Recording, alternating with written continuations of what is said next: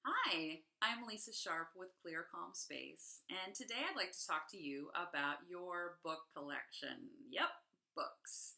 Everybody has them. They're wonderful, fabulous. What would we do without our books? Oh my goodness. But sometimes we get too many books and they start taking over our house. So we might have books all over our bookshelves, but then we have to buy another bookshelf, and we have books on the floor, books on the coffee table, books in the bathroom. Please don't do that. Books in the bedrooms, on the bedside tables. They're all over the place. And a few, having a book collection is truly one of life's greatest pleasures.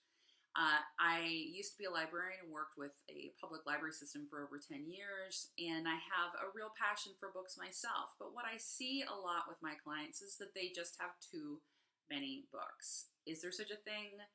Yes, there is. You can have too many books.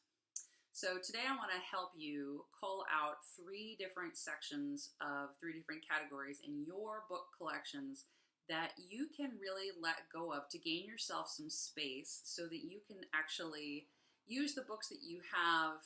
You're not just dusting them and, taking care of them, but not actually reading them. The whole objective is to not just collect things in life, but to actually use and love them. So, first category is old textbooks. Textbooks that you had from college, from high school, college, grad school, whatever. Those books are obviously very important to have, and they cost a freaking fortune, and I really understand why people want to hang on to those. But we really don't need them.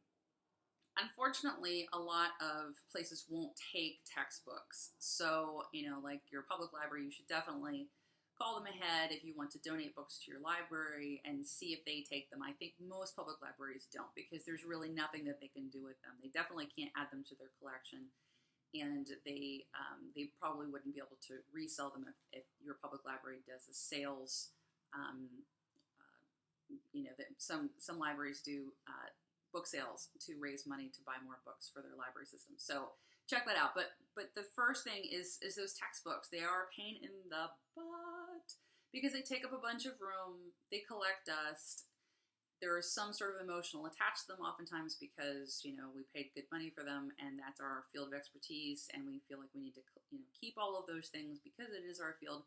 But honestly, when's the last time you looked at any of those books? If you opened them last month, kudos to you. Just that's amazing. Most people have them from 10, 15, 20 years ago, and they are completely obsolete.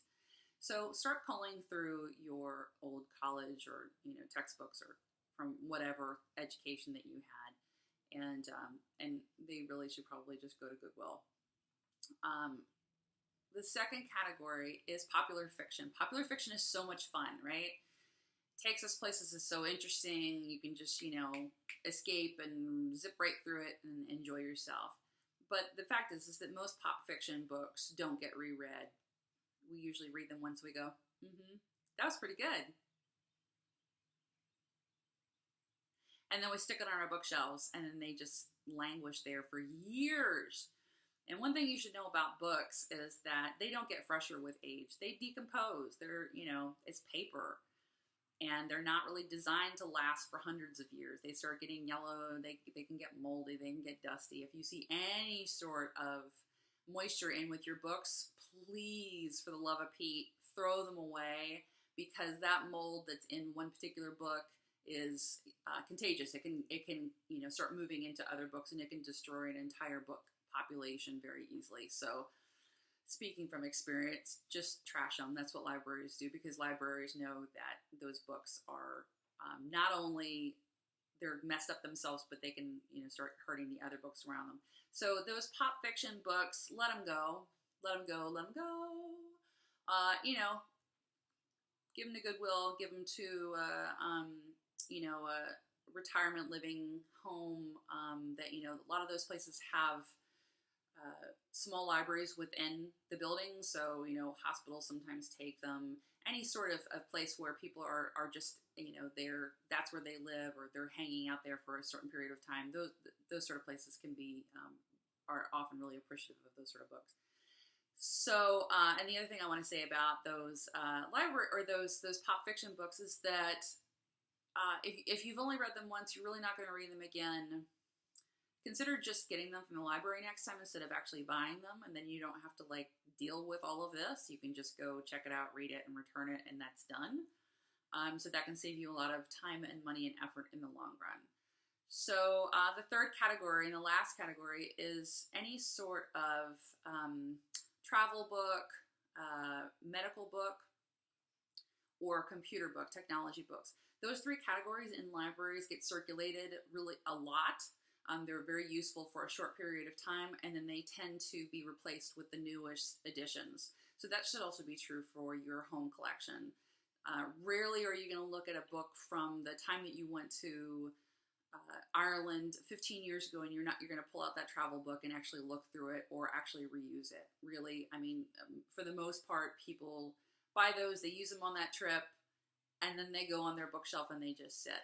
And while it's lovely to see your books from when you went to Ireland, if you are, bulging at the seams with a bunch of other books and you have a big swath of your space that's taken up in this one category of books that you're really never going to look at again, consider moving those out. So again, donating those to Goodwill.